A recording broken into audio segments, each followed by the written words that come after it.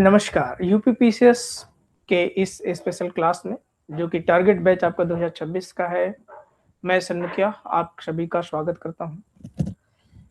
UPPCS 2026 की जो vacancy है वो आपके एग्जाम के पॉइंट ऑफ व्यू से, आपके करियर के पॉइंट ऑफ व्यू से बहुत महत्वपूर्ण वैकेंसी होने वाली है।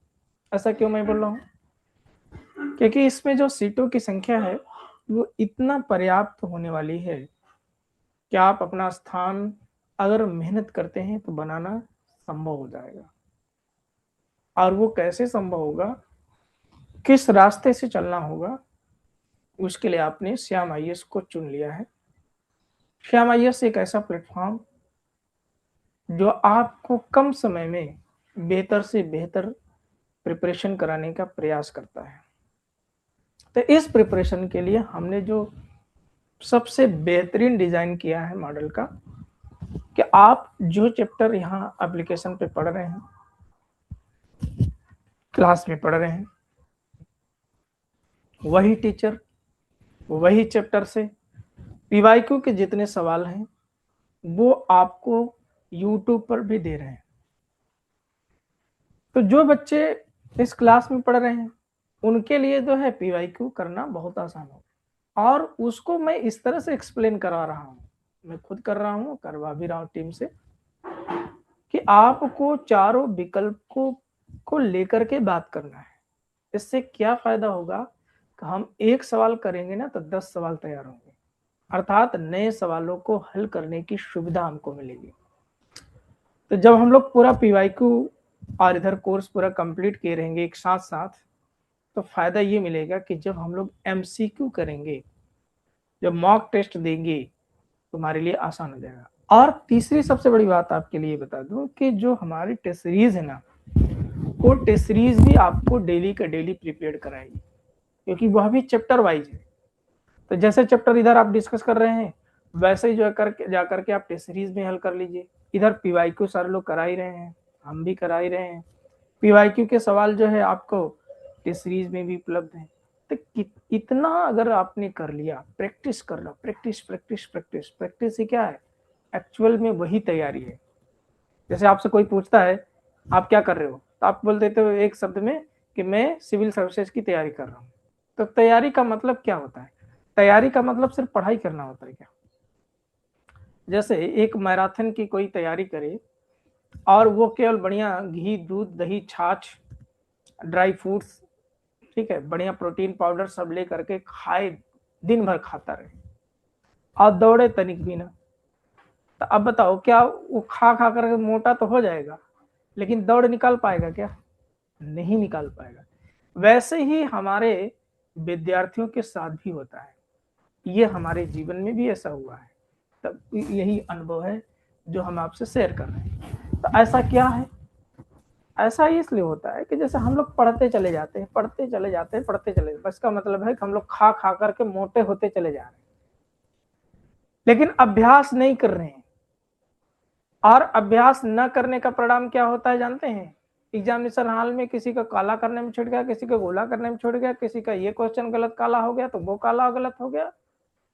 और ये समस्या होती है कि हमने क्वेश्चन नहीं पढ़ पाया। 150 सवाल हमने देखा है कि 150 सवाल को 2 घंटे में लोग नहीं कर पाते, टच नहीं कर पाते पूरा। और जो विद्यार्थी अभ्यास करके आया हुआ है ना, उसी 2 घंटे में 150 सवालों को 3 बार पढ़ लेता है। तो 3 बार पढ़ना बहादुरी नहीं है, बहादुरी ये है कि 150 सवालों में हम कितना सही कर पाते हैं। तो उसके लिए ये जो रणनीति है हमारे यूपीपीसीएस बैच की, ये रणनीति बहुत कामयाबी की ओर ले जाती है। कई सैकड़ों विद्यार्थी सफल हो चुके हैं हमारे मार्गदर्शन में। जब ये संस्था मैंने आपका बैच नहीं शुरू किया था, क्योंकि मैं पिछले 12 सालों से जो मार्केट में, या मैं कहूँ कि जो इस शिक्षा के बाजार में क्यों कर रहा हूँ, क्योंकि हर व्यक्ति व्यवसायी है, मैं ईमानदारी की बात कर रहा हूँ। हम ये मत सोचो कि हम जो है केवल आपके लिए हुआ है, लेकिन हाँ, ये जो 10-12 साल का अनुभव मैंने देखा, उस दौरान जो मैंने गाइडलाइन किया उससे सैकड़ों विद्यार्थियों को सफलता मिली है। क्यों? क्योंकि हम लोग रिसर्च करते हैं कि कैसे किसी का समय बचे, और उस कम समय में वो बेहतर कर सके। और कितना कम से कम पढ़ना पड़े आपको, क्योंकि बहुत ज़्यादा पढ़ना भी नुकसानदायक है। ये हमारे साथ भी हुआ, मैंने इतना ज़्यादा पढ़ लिया, इतना ज़्यादा पढ़ लिया कि पीएचडी के बराबर पढ़ाई कर दी। तो पीएचडी के बराबर पढ़ाई करने से जो है आईएएस पीएस कोई थोड़ी हो सकता है, ना तो पीएससी में होगा ना यूपीपीएससी में होगा। तो उसके लिए सामान्य होना जरूरी है, विशेषज्ञ होना जरूरी नहीं। और हम लोग क्या बन गए, विशेषज्ञ। जब विशेषज्ञ बन गए तो आप लोगों को मार्गदर्शन करते हैं। तो जरूरी ये है कि जो उसका सही मॉडल है तैयारी करने का, उस मॉडल पे हम लोग काम करें। अगर उस मॉडल पे काम करेंगे ना तो हम आप बहुत बेहतर कर लेंगे। दूसरी चीज ये है कि सबसे बड़ा सिलेक्शन का जो पॉइंट ऑफ व्यू है, प्रीलिम्स नहीं है। सिलेक्शन का सबसे बड़ा पॉइंट ऑफ व्यू है वो आपका मेंस है। और मेंस में जब तक आप बेहतर लिखना नहीं सीख लेंगे, और वो लिखना किससे होगा, अभ्यास से, किताबें पढ़ लेने से, नोट्स बना लेने से कोई पीसीएस आईएएस नहीं हो जाता। वो उसके लिए जरूरी है कि वो निरंतर अभ्यास करे। और जो ये बैच है, जिस दिन प्रीलिम्स का एग्जाम होगा उस दिन तो सॉल्व कराया ही जाएगा, और अगले दिन ही, जस्ट अगले दिन ही हम लोग क्या करने वाले हैं, अगले दिन ही हम मेंस की क्लास शुरू कर देंगे। तो मेंस की क्लास में हमारा क्लास कैसे होगा, हम जिस चैप्टर पे बात करेंगे पूरा डिस्कस करेंगे, और उस चैप्टर पे हम लोग 10 से 15 सवाल को हल करेंगे, प्रैक्टिस करेंगे। और प्रैक्टिस का कॉपी आपको हमारे व्हाट्सएप पे भेजना होगा। हमारे व्हाट्सएप पे भेजेंगे आप, वहां से हमारे टीचर और मैं कॉपी चेक करके आपको नंबर भी प्रोवाइड कराएंगे कि कहां पर क्या गलती कर रहे हैं, उसका आइडियल आंसर लिखवाएंगे। तो आंसर राइटिंग पे हम काम करेंगे, और मेंस तक ले जाते आपको आंसर राइटिंग में इस लेवल पे पहुंचा देंगे कि आप इंटरव्यू पहुंचेंगे। और इंटरव्यू में जाने के बाद मॉक इंटरव्यू का हम लोग जो खुद ही दिशा निर्देश देंगे, उसका ऑर्गेनाइज कराएंगे। उसके लिए अतिरिक्त कोई फीस नहीं होगी, वो फ्री सेवा है। और आपका इंस्टीट्यूट जो है, आपका संस्थान खुद इसको ऑर्गेनाइज करेगा यूपीपीसीएस का। तो यूपीपीसीएस का मेन सेंटर तो ज़्यादा जानते हो प्रयागराज में, तो हम प्रयागराज में ही उसका ऑर्गेनाइज करा देंगे, जिससे कि सभी अभ्यर्थी हमारे आसानी से वहां पर पहुंच करके मॉक इंटरव्यू दे करके अपने आप को प्रिपेयर कर सके। इंटरव्यू में क्या क्या चीजें होती हैं वो भी हम सब कुछ सिखा देंगे आपको।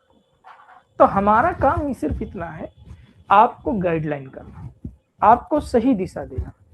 अब आप कितना मेहनत करते हैं, इस मेहनत पर आपकी सफलता निर्भर करती है। ये हमारे बैच का जो है प्लान है। 26 जनवरी को एक बड़ा ऑफर आ रहा है। उस ऑफर का जो भी लोग बचे हुए हैं, मात्र 100 सीट है, 100 सीट से ज़्यादा एडमिशन उसमें है ही नहीं है। क्योंकि 100 सीट से ज़्यादा हम ऑफर अगर देते हैं तो फिर मैं आपकी जो ज़रूरत है उसको कैसे पूरा करूँगा, है ना, वो मेरे लिए प्रश्न चिन्ह हो जाएगा। तो आपकी ज़रूरतों को सही दिशा में पूरा करना, 100 सीट से ज़्यादा ऑफर देना मेरे लिए संभव नहीं है। लेकिन 100 सीट में ऑफर इतने कम फीस में एडमिशन लेना भी बड़ी बात है, ठीक है। तो उसके लिए जो है आप लोग प्रिपेयर्ड रहिएगा, तैयार रहिएगा।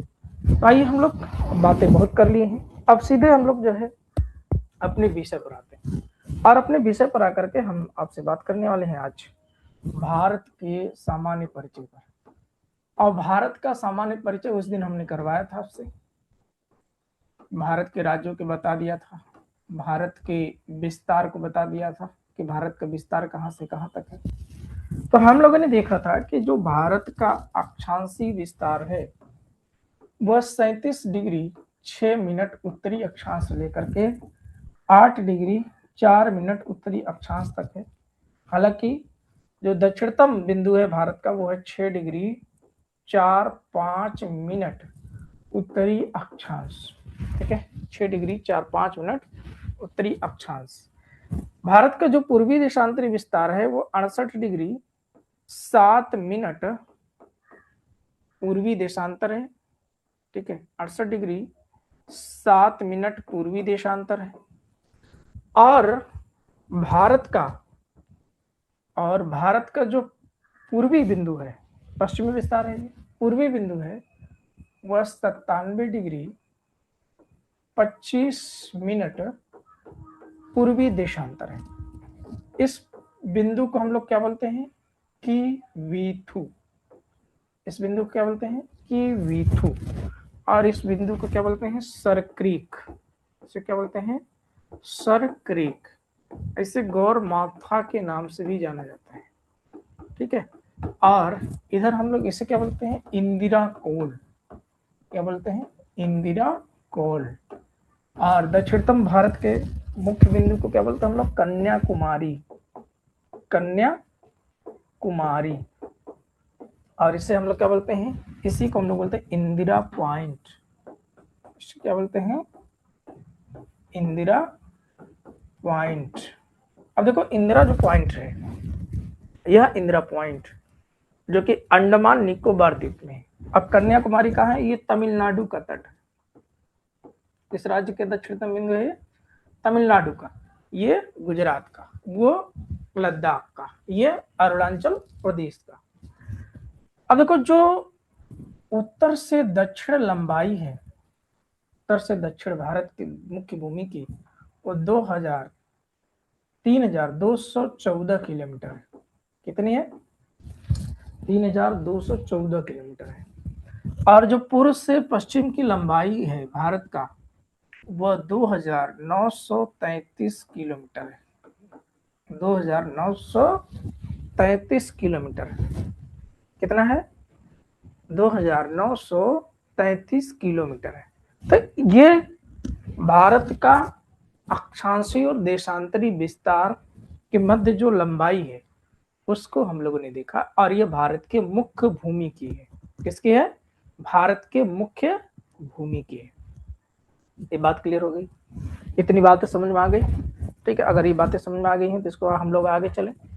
अब अगला पॉइंट ये है कि जो भारत का तटीय एरिया, भारत का स्थलीय क्षेत्र है, वो कैसा है। तो आइए भारत के इर्द गिर्द चीजें देखते हैं, भारत के चारों तरफ क्या है उसको देखते हैं, ठीक है। तो सबसे पहले उसको देखने से तो भारत की स्थिति हमने देख लिया। अब देखते हैं कि भारत किस स्थिति में है जनसंख्या और क्षेत्रफल के दृष्टिकोण से। तो भारत का कुल क्षेत्रफल जो है 32,87,263 वर्ग किलोमीटर है, ठीक है।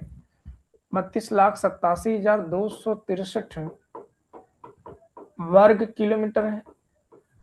और भारत की जो जनसंख्या है 2011 की जनगणना के अनुसार 121 करोड़ है, ठीक है। 121 करोड़ है। ये बात अलग है कि इसमें एक अनुमान है कि 140 करोड़ पार कर गई है। हालांकि जनगणना चल रहा है, 2028 में अंतिम रिपोर्ट आएगी जनगणना की, तब हम लोगों को एक्चुअल में पता चलेगा कि वास्तव में भारत की जनसंख्या इस समय क्या है, ठीक है। तो इस समय माना जा रहा है कि चीन से हम लोग आगे चल रहे हैं। ये जो क्षेत्रफल है, ये क्षेत्रफल विश्व में 7वां नंबर है। ये इसमें भारत का कौन सा स्थान है, 7वां स्थान है भारत का, 7वां स्थान है भारत का, 7वें नंबर पे भारत है इस क्षेत्रफल के साथ। और जनसंख्या के साथ 2011 में दूसरे नंबर पे भारत था, लेकिन इस समय जो है ये मान के चल रहा है कि भारत की जनसंख्या विश्व की सबसे बड़ी जनसंख्या में तब्दील हो चुकी है, अर्थात भारत की आबादी विश्व की सबसे बड़ी आबादी बन चुकी है, ठीक है। ये बात क्लियर हो गई। अब हम लोग यहाँ पर अगला पॉइंट ऑफ व्यू देखेंगे। अब भारत के तटीय स्थलीय, तो देखो भारत के पूर्वी तट पर एक हिंद महासागर का ही भाग है, और उस भाग को हम लोग बोलते हैं बंगाल की खाड़ी। क्या बोलते हैं इसे, बंगाल की खाड़ी। बंगाल की खाड़ी जो कि भारत के पूर्वी तट पर है, और ये भारत, बांग्लादेश, म्यांमार और इधर थाईलैंड तक कुछ एरिया है जिसके तट पर स्थित है बंगाल की खाड़ी।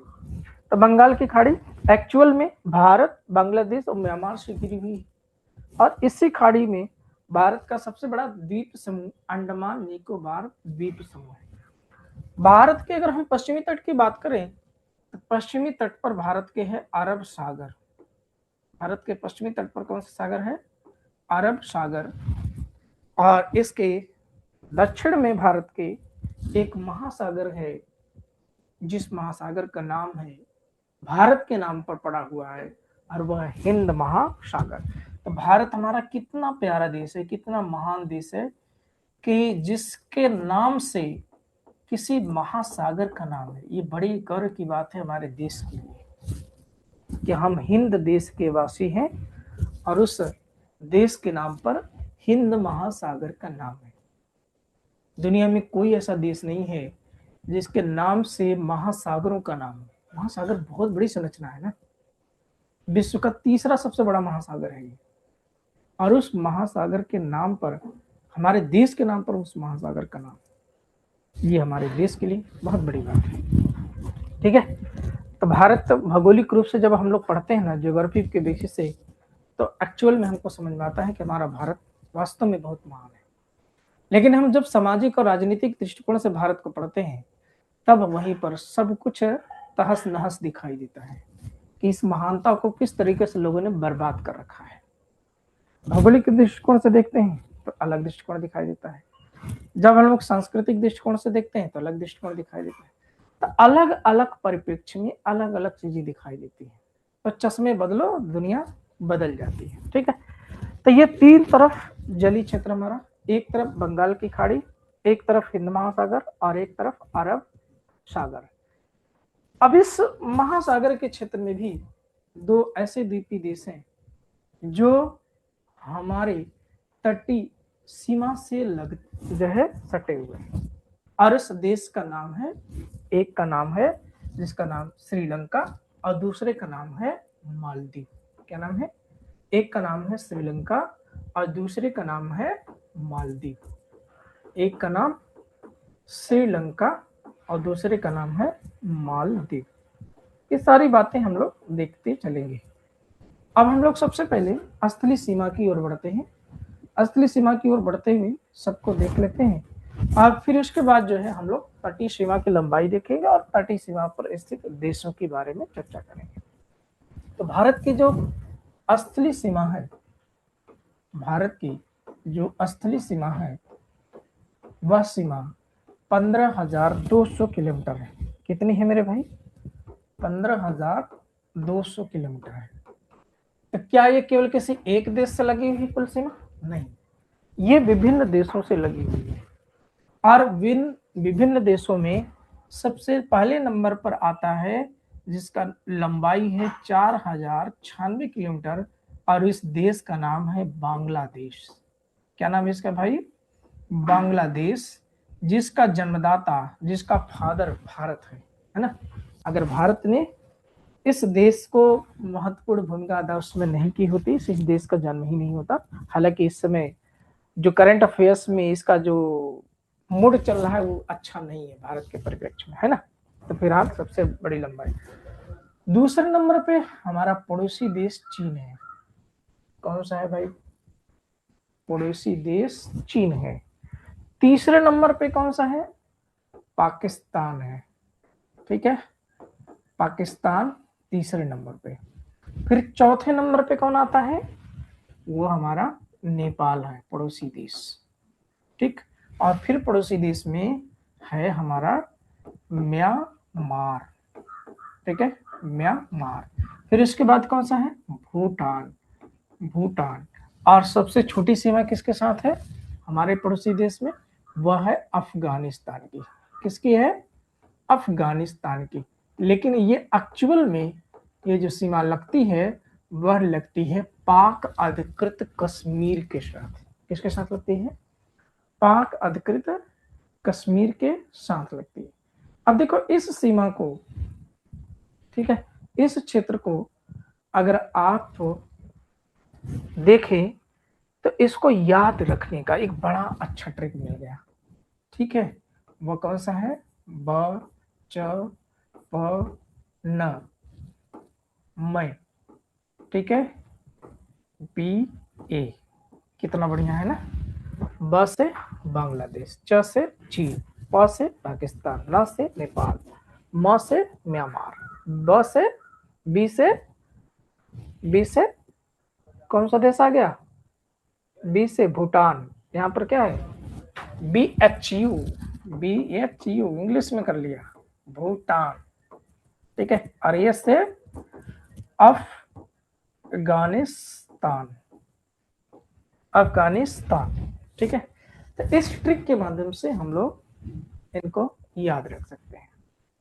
ओके, तो अब हम लोग देखेंगे कि भारत के जो स्थलीय सीमा से जुड़े हुए जो देश हैं, इन देशों में हमने बांग्लादेश का तो देख लिया कि सबसे सर्वाधिक लंबाई है, लेकिन इसके साथ ही साथ हमको ये देखना है कि चीन के साथ कितनी लंबाई है, हमको एक देखना है कि पाकिस्तान के साथ कितनी लंबाई है।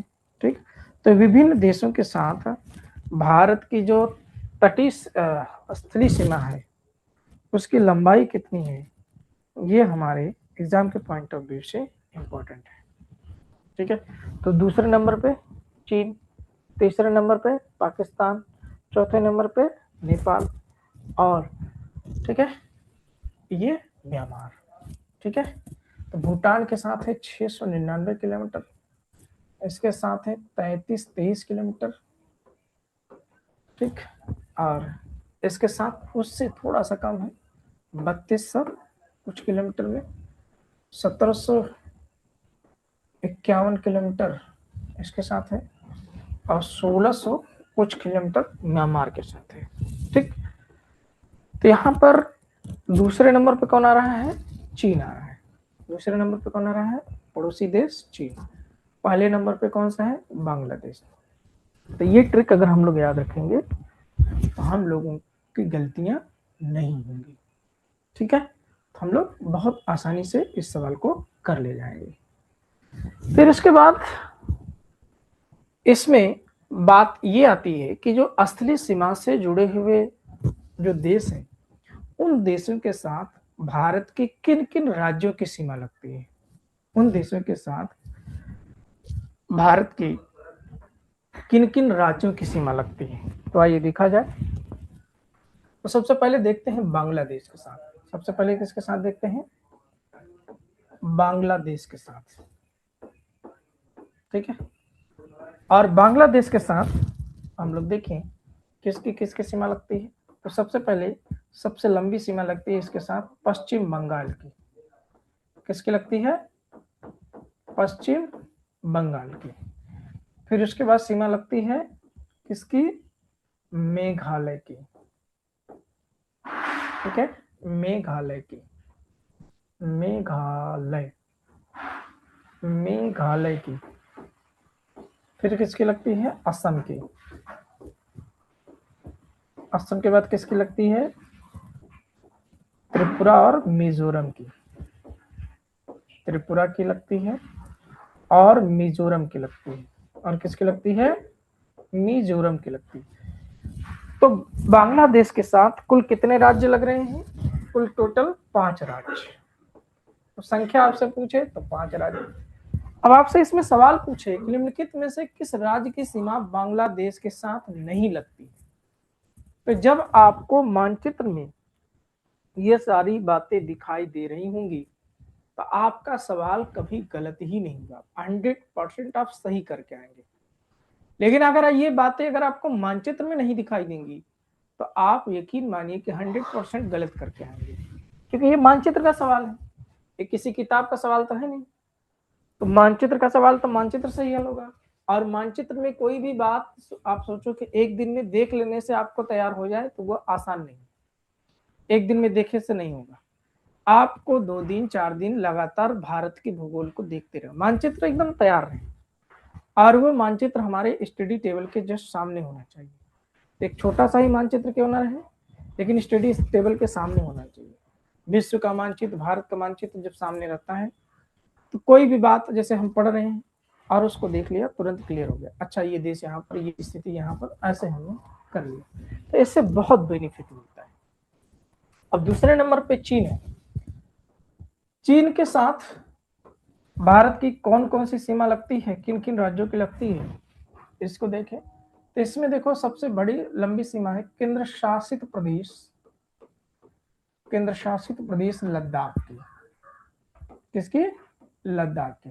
तो लद्दाख की सीमा लगती है केंद्र शासित प्रदेशों की, और इसके साथ ही साथ केंद्र शासित प्रदेश हमारा जो इधर है, सॉरी केंद्र शासित प्रदेश हिमाचल प्रदेश की, हिमाचल प्रदेश की।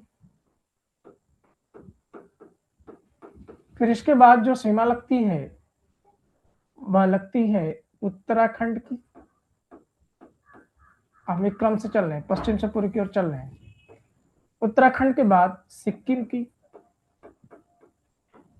सिक्किम की, और सिक्किम के बाद सीमा जिसकी लगती है वह है अरुणाचल प्रदेश की। तो किसकी है? अरुणाचल प्रदेश की। तो अरुणाचल प्रदेश की सीमा लगती किसके साथ? चीन के साथ। अब जो अरुणाचल प्रदेश और भारत के बीच की सीमा है, इसी सीमा का नाम है, इसी सीमा का नाम है, क्या नाम है भैया इसी सीमा का? भारत और चीन की सीमा के बीच का क्या नाम है? इसी सीमा का नाम है मैकमोहन रेखा। इसी का क्या नाम है? मैकमोहन रेखा। ठीक है, तो मैकमोहन रेखा जो कि 1919 के दौर में जिसका निर्माण किया गया, और आजादी के समय में इधर जो उसी दौर में भारत और अफगानिस्तान के बीच में दुरंत रेखा का निर्माण, फिर भारत और पाकिस्तान के विभाजन के समय में रेड क्लिफ रेखा का निर्माण। ये मैकमोहन रेखा जो अरुणाचल प्रदेश और चीन के बीच में, और यहाँ पर कितने राज्य चीन के साथ लग रहे हैं ये बात हो गई। अब इधर हमारा पड़ोसी देश है म्यांमार। कौन सा देश है? म्यांमार है, पड़ोसी देश म्यांमार है। और जो म्यांमार है, इस म्यांमार के साथ कितने राज्यों की सीमा लगती है ये मानचित्र में बड़े ध्यान से देखिए। म्यांमार के साथ कितने राज्यों की सीमा लगती है मानचित्र में बड़े ध्यान से देखिए आप। तो इसमें उत्तर से दक्षिण हम लोग चलते हैं तो सबसे पहला राज्य आता है अरुणाचल प्रदेश। सबसे पहला राज्य कौन सा आता है? अरुणाचल प्रदेश। अरुणाचल प्रदेश के बाद दूसरा राज्य आता है आपका, उसका नाम है नागालैंड। क्या नाम है उसका? नागालैंड। नागालैंड के बाद जो राज्य आता है उसका नाम है मणिपुर। और मणिपुर के बाद जो सबसे दक्षिण में राज्य है उसका नाम है मिजोरम। क्या नाम उसका? मिजोरम। ठीक है, तो अरुणाचल प्रदेश, नागालैंड, मणिपुर, मिजोरम, ये कितने राज्य लगते हैं म्यांमार से? 4 राज्यों की सीमा लगती है। कितने राज्यों के? 4 राज्यों की सीमा लगती है। तो इसको मानचित्र बना करके नोट करते हुए चलना है, नोट डाउन करते हुए चलना है। अगर नोट नहीं करोगे तो भविष्य में नोट भी नहीं आने वाला। ठीक है, तो ये नोट्स जो है जानते हो क्या करेगा? आने वाले जीवन में नोट देने वाला है। जो नोट्स बनाएगा वो नोट कमाएगा। ठीक, ये पीसीएस मेंस में लागू होता है। नोट्स बनाओगे तभी तो वहां जाके लिखोगे, लिखोगे तो नौकरी मिलेगी, नौकरी मिलेगी तो। ठीक, अब आप समझ गए होंगे। अब इसके बाद जो है हम लोग चलते हैं पाकिस्तान की ओर। किधर चलते हैं? पाकिस्तान की ओर। और पाकिस्तान जैसा कि हम लोगों को मालूम है कि पड़ोसी देश है। अच्छा, और इसके साथ साथ किसकी सीमा लगती है? तो इसके साथ लगती है सबसे पहले केंद्र शासित प्रदेश, केंद्र शासित प्रदेश, केंद्र शासित प्रदेश 2 है। एक है लद्दाख, केंद्र शासित प्रदेश लद्दाख, और दूसरा है जम्मू एंड कश्मीर। जम्मू एंड कश्मीर, ये दोनों केंद्र शासित प्रदेश है। उसके बाद राज्यों में जो सीमा लगती है वो लगती है पंजाब की, पंजाब की। फिर सबसे लंबी सीमा लगती है राजस्थान की, राजस्थान की। और फिर उसके बाद लगती है गुजरात की, सबसे उसके बाद लगती है गुजरात की। और इसमें नोट करने वाली चीज ये है कि इसमें सबसे लंबी सीमा किसकी लगती है? किसकी लगती है? राजस्थान की। इसमें इसमें सबसे लंबी सीमा, सबसे लंबी सीमा, लंबी सीमा राजस्थान की है। किसकी है मेरे भाई? राजस्थान की। ठीक है, फिर उसके बाद लद्दाख की और जम्मू कश्मीर की है। तो ये हो गया पड़ोसी देश पाकिस्तान के साथ। अब हम लोग देख लें यहीं पर पड़ोसी देश अफगानिस्तान के साथ क्या स्थिति है। अफगानिस्तान के साथ किसकी सीमा लगती है? तो अफगानिस्तान की बात करें, अफगानिस्तान के साथ, तो यहाँ पर जो सीमा लगती है वह लगती है केंद्र शासित प्रदेश लद्दाख की, केंद्र शासित प्रदेश लद्दाख की। ठीक है, इसकी सीमा लगती है केंद्र शासित प्रदेश लद्दाख की, अफगानिस्तान के साथ लगती है। और जैसा कि आप जानते हैं कि सबसे छोटी सीमा है, मात्र 106 किलोमीटर की सीमा है। कितनी है? मात्र 106 किलोमीटर। अब यहीं पर हम लोग देख लें कि नेपाल के साथ कौन कौन से राज्य हैं जिनकी सीमा लगती है। किसके साथ?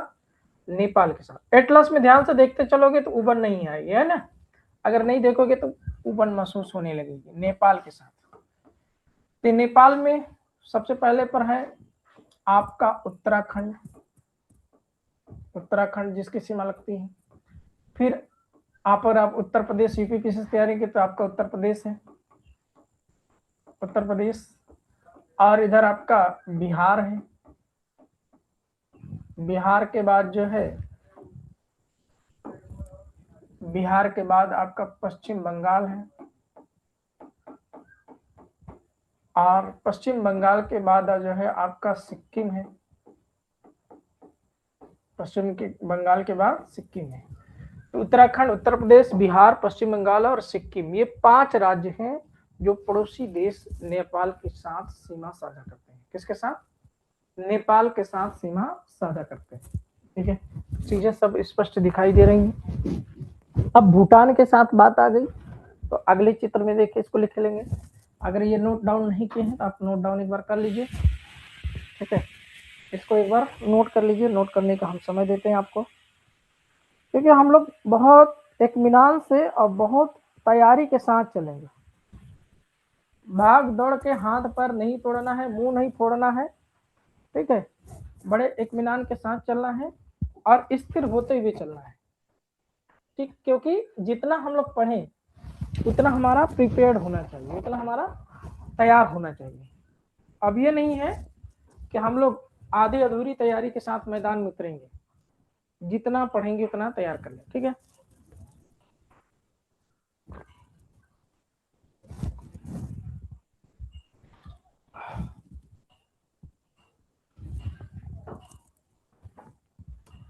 तो चलिए आगे देखते हैं। अब पड़ोसी देश हमारा भूटान है। भूटान बहुत प्यारा देश, बहुत शांति प्रिय देश, जो पूरी दुनिया में अद्भुत देश है, जिसने अपने खुशहाली को ही अपना आर्थिक विकास माना है। कितना मासूम है देश, है ना?